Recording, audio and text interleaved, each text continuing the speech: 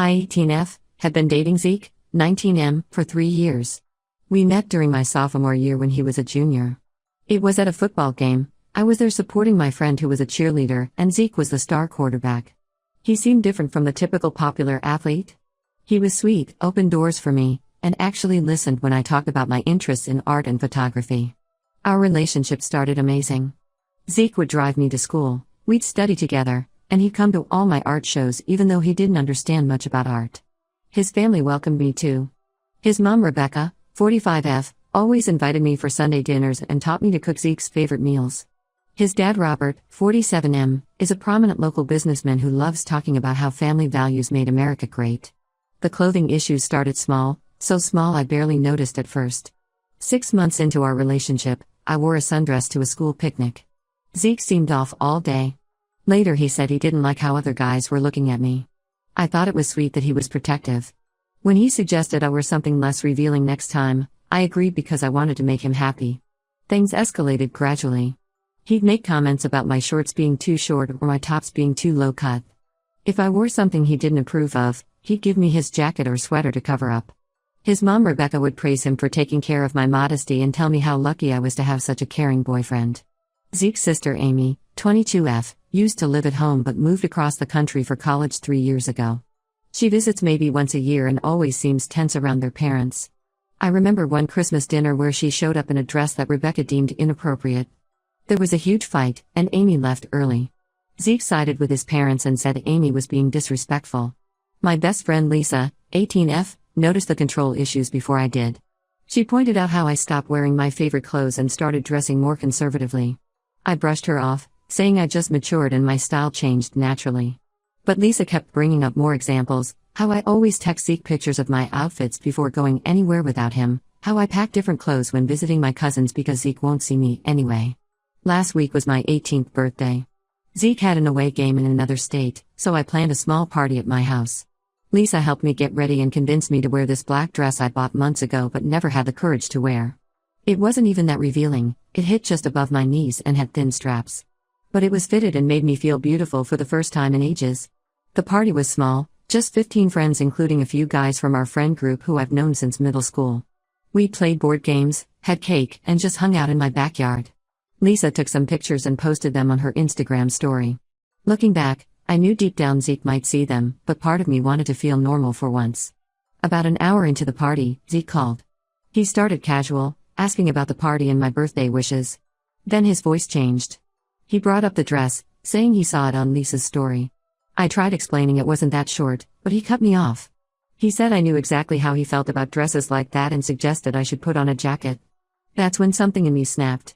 I told him the world doesn't revolve around him and it's just a dress. He shot back saying I looked like a stripper and was probably enjoying all the attention from other guys. In 3 years, he'd never spoken to me like that. The argument was brief because I wanted to get back to my friends and he had team commitments, but his words kept echoing in my head. 2 things are really bothering me. First, I purposely chose to wear this dress when Zeke was away because I knew he wouldn't approve. Was that deceptive of me? Second, Zeke later found out through someone's social media that there were guys at the party. He hadn't known that before and it made him even angrier. Yesterday, Rebecca called me. She said I should be more considerate of Zeke's feelings and that proper girls don't wear revealing clothes around other men when they're in a relationship. She brought up Amy as an example of what happens when girls don't respect family values, alone and struggling in a big city, although Amy actually has a successful career in tech. Zeke's coming back tomorrow and we've barely spoken except for occasional cold texts. My friends are divided. Lisa and a few others think this controlling behavior is a huge red flag and will only get worse. They pointed out how I've changed over the years, becoming quieter and always checking with Zeke before making any decisions. But some friends think I should have respected Zeke's wishes since I knew how he felt. They say relationships require compromise and if this is his only flaw, I should work with it. My parents noticed the changes in my wardrobe too, but they never said anything because Zeke is otherwise respectful and comes from a good family.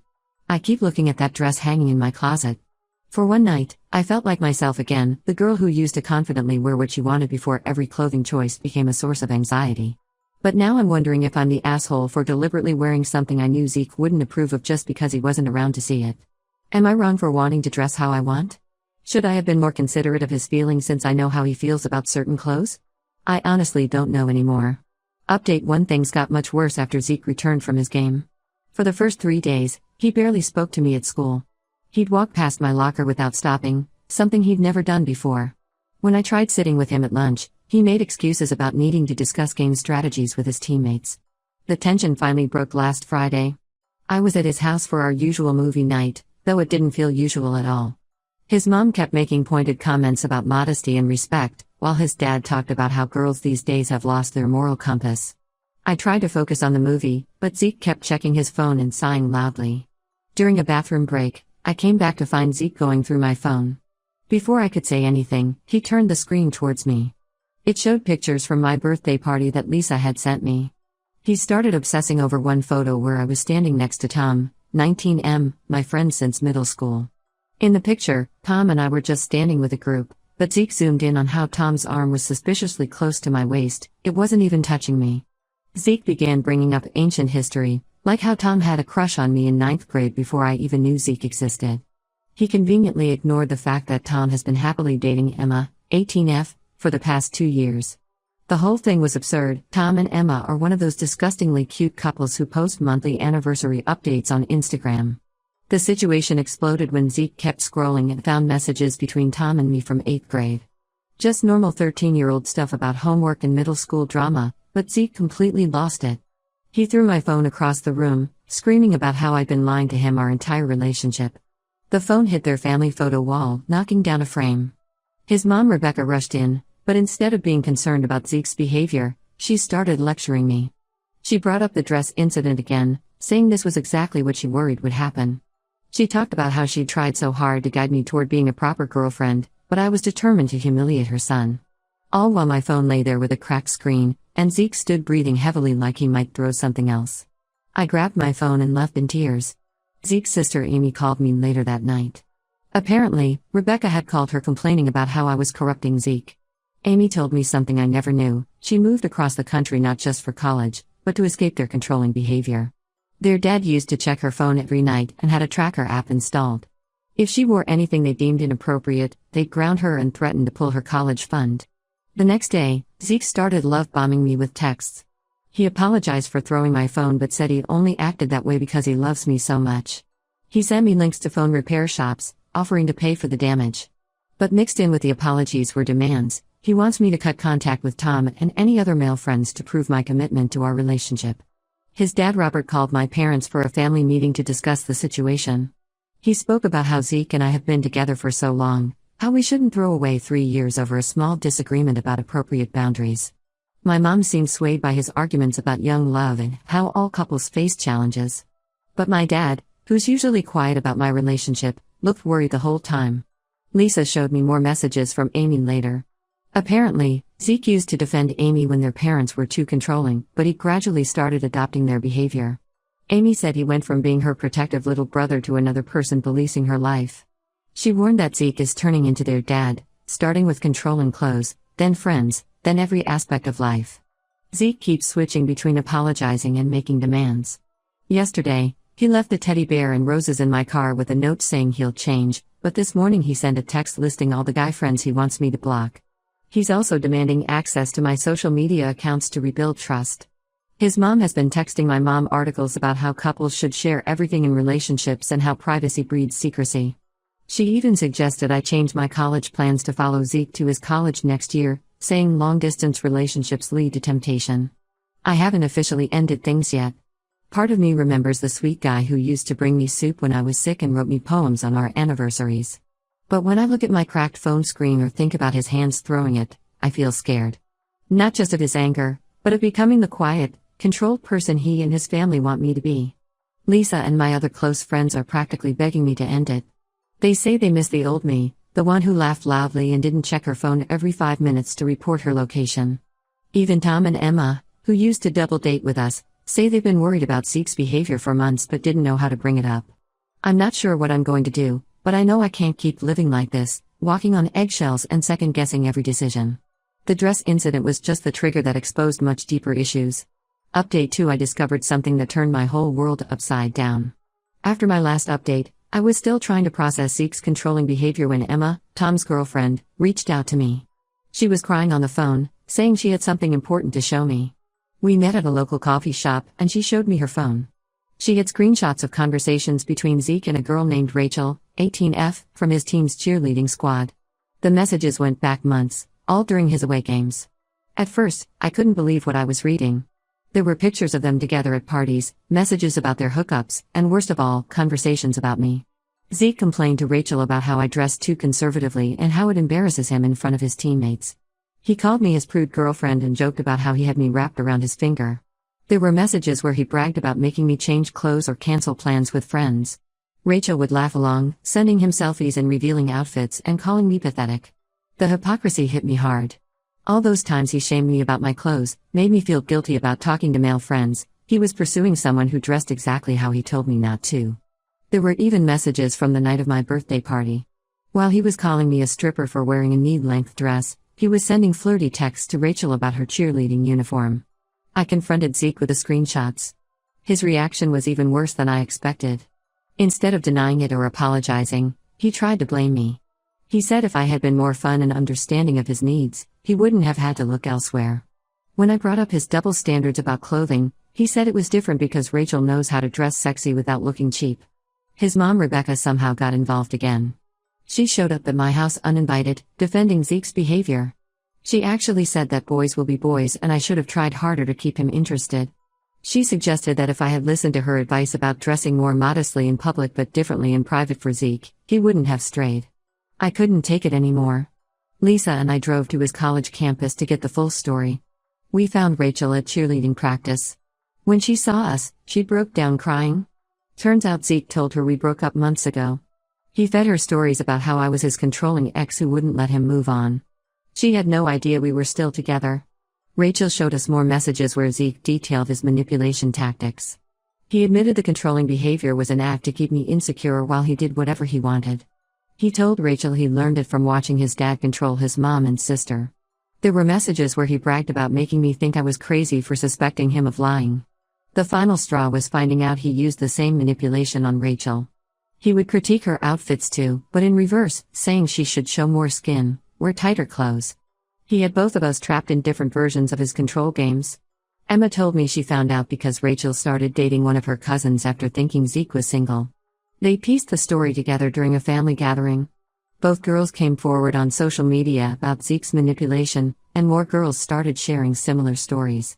Zeke's sister Amy called me again after seeing the social media posts. She wasn't surprised. Apparently, their dad did the same thing to their mom years ago, and their mom chose to stay and accept it as normal male behavior. Amy thinks Zeke learned early that he could control women by playing with their insecurities. I feel stupid for not seeing it sooner, for letting him make me doubt myself for so long. But mostly, I'm angry. Angry that while I was agonizing over his feelings and trying to be a good girlfriend, he was turning my insecurities into a game. Every time he made me change clothes or delete a social media post, he was laughing about it with Rachel. His family is still trying to minimize the situation. His dad called it a youthful indiscretion, and his mom keeps saying all couples have problems like this. They're more worried about the social media scandal affecting Zeke's sports career than about what he did to me and Rachel. For now, I'm trying to process everything. Rachel and I have actually talked a lot, sharing stories and realizing how similar his tactics were with both of us. She's been helping me see that none of this was my fault. We were both just pawns in his control game. Update 3: I'm writing this final update because a lot has happened, and I want to give closure to everyone who supported me. After everything came out about Zeke and Rachel, things got complicated in ways I never expected. Zeke's sister Amy has become an unexpected source of support. She flew back home when everything blew up and has been helping me process everything. She shared more stories about their family dynamic, how their dad would track their mom's car, check her receipts, and control her friend circle. Amy said watching me go through the same pattern with Zeke was like seeing history repeat itself. Zeke didn't take the breakup well. He started showing up at my house every morning before school. When my parents threatened to call the police, he switched to sending his friends to talk sense into me. His mom Rebecca tried different tactics, first guilt tripping, then threats about how I was ruining Zeke's future sports career with these false allegations. Things got worse at college. Zeke started spreading rumors that I had been cheating on him with Tom all along. Some people actually believed him, especially his teammates. But then something unexpected happened. Rachel and Emma both stood up for me. They shared screenshots of Zeke's messages in our college's social media groups.